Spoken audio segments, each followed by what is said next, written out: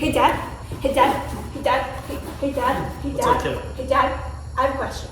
Sure thing. Okay, so one of my friends was acting really weird at school today. Acting weird? How so? Okay, so Jamie, right? You know Jamie. Jamie came to school wearing a dress and saying he wasn't a boy, That's not too weird. but he is a boy. He's been a boy as long as I've known him, and boys don't wear dresses, girls wear dresses, and boys wear pants. Maybe Jamie isn't as much of a boy as you thought. What do you mean? He's always been a boy. He uses the boys' bathroom. He plays army with me and Jackson. Well, why wouldn't a girl be able to play army with you and Jackson? Because girls don't play army.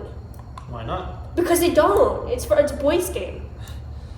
Well, people don't have to just play boys or girls games. I mean, when you think about it, really, games are for anyone that would want to enjoy them. What do you mean? Well, like tag. Is tag a boy or a girl game? It's both? Exactly. I mean, other people's ideas make us believe that certain games are boys and girls games, but really it's just whatever you would like to play, whatever you prefer to play. I mean, it's the same with playing pretend or playing with a certain toy. It's however you want to enjoy it. Okay, but Jamie he's always been a boy. Why would he just start saying he's not a boy? Maybe he's exploring his gender identity. What's gender identity? Well, gender identity is one person's own self. Well, gender identity is a person's sense of their own gender. For example, my gender identity is male because I've always felt comfortable being a male. But while I feel comfortable in my body, not everyone feels comfortable in their bodies necessarily. So are you saying that some people don't feel comfortable being what they are? I wouldn't say that. Think of it this way. Some people maybe feel like their body doesn't match the person that they feel like on the inside, or to the gender roles that were assigned by society onto them. Your friend Jamie, for example, was born in a boy's body, but maybe he doesn't always feel like a boy. Maybe he feels more comfortable as a girl, or maybe sometimes wants to be seen as a boy and be seen as a girl other times, depending on how he feels that day. When someone is questioning how they feel like this and whether their identity matches their body, that's something called gender dysphoria. And typically by adults letting kids, by us adults letting kids work through these feelings and support them through it, then this dysphoria can kind of resolve. Oh, okay, does that mean I need to treat Jamie like a girl now instead of a boy? Not necessarily. I would say you need to talk to Jamie and see how he'd like to be treated and referred to.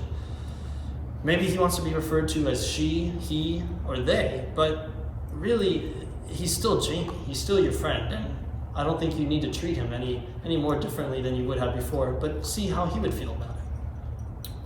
Okay, so I just have to ask Jamie how they want to be referred to? Mm-hmm. Do I have to do that for everybody I meet? Well, it would probably help. Once you first meet someone, getting a sense of how they want to be referred to and identified, that's important in building a good connection and paying respect to those people. Here, let's try this. Pretend I'm introducing myself to you, and I say, "Hi, I'm John. I'm he, she pronouns. It's nice to meet you." And then you would introduce yourself in the same way. Okay, so I'd be like, "Hi, I'm Adam. I use he, him pronouns," and then ask you what you use. Yeah, exactly. Okay. Okay. Well, if there isn't just boys and girls, why are there things that are only for boys and only for girls? Like pink. Dad, I killed Bob Ross. How? Well, what Bob Ross would have wanted you to know is that pink isn't just a color, and anyone should know it would be Bob Ross. You have a shirt that's pink, don't you? No, that's red. It can't be pink. It can't be pink. I'm a boy. Boys don't wear pink. I hate to break it to you, pal, but that shirt's pink. But does that make you a girl because it is? No. Exactly. Sometimes, as adults, we get into these bad habits and develop these patterns of thinking that we get stuck in. And one of these bad habits is the belief that there's only two genders, when really there's so many more. So because of that, we assign so many things like toys and colors to these genders because there's so many adults in our culture that haven't been able to move past those habits and behaviors. But really, there's so many ways that you can identify within your gender, and there's a lot of freedom there. Okay, but if it's wrong to think that there's only boy, girl genders or other things like that, then why do adults do that? Well, adults aren't always right. I mean, as time changes and the culture changes, some adults don't like to change the way they think, and there's not a lot that you can do about that. Okay, but why? Well, that's a great question. I think as adults grow older, it becomes more difficult for them to change because their minds are less malleable. They're less flexible to new ideas. They get set in their ways. Here's a better way of explaining it. Like you with that video game that you've been playing all the time now, like, and that you're so good with that I'm not good with at all. Yeah, you're so bad at it. Yeah, right? Terrible. Well, that's because your brain is still young and flexible. It still has so much potential and so much knowledge to gain, which is why you're able to learn that game so much quicker than I am, someone that's so much older with such a less flexible mind. And that's the same way for people changing their beliefs and behaviors. As we get older, our brains become less flexible to new knowledge, and it gets harder for us to change ourselves. That sucks. Yeah, it does. Can people change themselves in the way that they think though, if they try really, really, really hard? Yes, absolutely. I think they could. It's harder to change when you're older, but with a lot of effort and dedication to change, you definitely can. Okay, but how can somebody do that? Well, the first thing I would do would probably be to note down what they want to change and try to better understand it. And then it's just a matter of asking questions and gaining more information about the subject to better set yourself up to evaluate and proceed with that change. I mean, the more you know, the better you can make of your situation.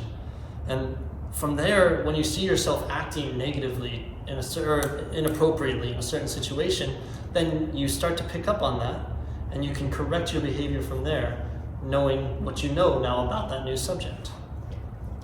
I guess that makes sense. Well, think about what you just did with Jamie.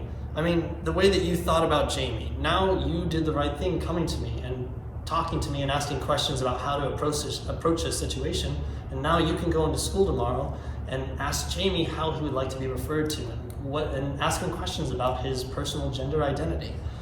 I'm really happy that you came to me for a better understanding about this, and I'm sure your friend Jamie will really appreciate it too. Oh, okay. I'm gonna do that. I'm gonna ask Jamie what they want to be referred to. That's a good idea. Dad, my Bob Ross died. Can you fix it? Sure thing, buddy. Okay. Bob Ross, though, he wears blue. Does that make him only a boy? No. Okay, cool. He can be I'm gonna go whatever find he his wants. head. I'm gonna go find his head. What's that, Bobby? This would be a good place for a little squirrel home.